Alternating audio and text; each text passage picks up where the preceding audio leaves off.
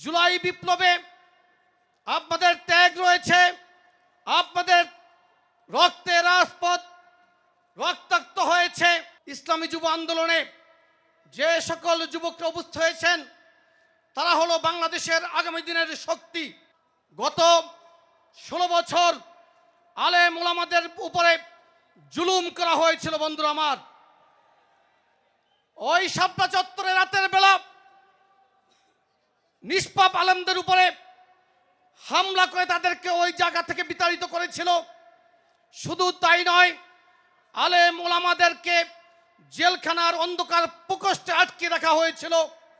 শুধু তাই নয়, অনেককে বিদেশ চলে যেতে বাধ্য করা হয়েছিল। আমি বলতে চাই, আজকের এই যে ইসলামী যুব আন্দোলনে যে সকল যুবকরা উপস্থিত হয়েছেন তারা হলো বাংলাদেশের আগামী দিনের শক্তি। কারণ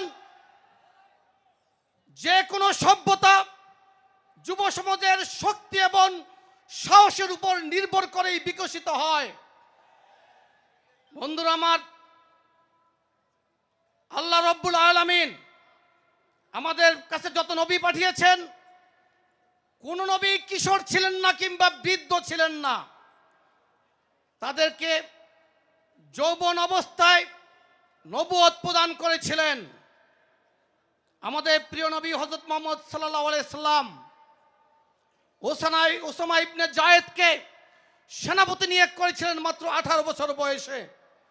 বন্ধুরা আমার, গত 16 বছরে আপনারা আন্দোলন করেছেন, সংগ্রাম করেছেন। শুধু তাই নয়, জুলাই বিপ্লবে আপনাদের ত্যাগ রয়েছে, আপনাদের রক্তে রাজপথ রক্তাক্ত হয়েছে। শুধু তাই নয়, ওই যাত্রাবাড়ি 24-এর লেলিন ঘাটে পরিণত হয়েছিল। আলেম ওলামাদের ভূমিকা সেখানে অগ্রগণ্য ছিল। আমি বক্তব্য দীর্ঘায়িত করব না। পরিশেষে আগামী দিনে দেশ গঠনের কাজে আপনাদের সাথে বাংলাদেশ জাতীয়তাবাদী যুবদল একসাথে কাজ করবে।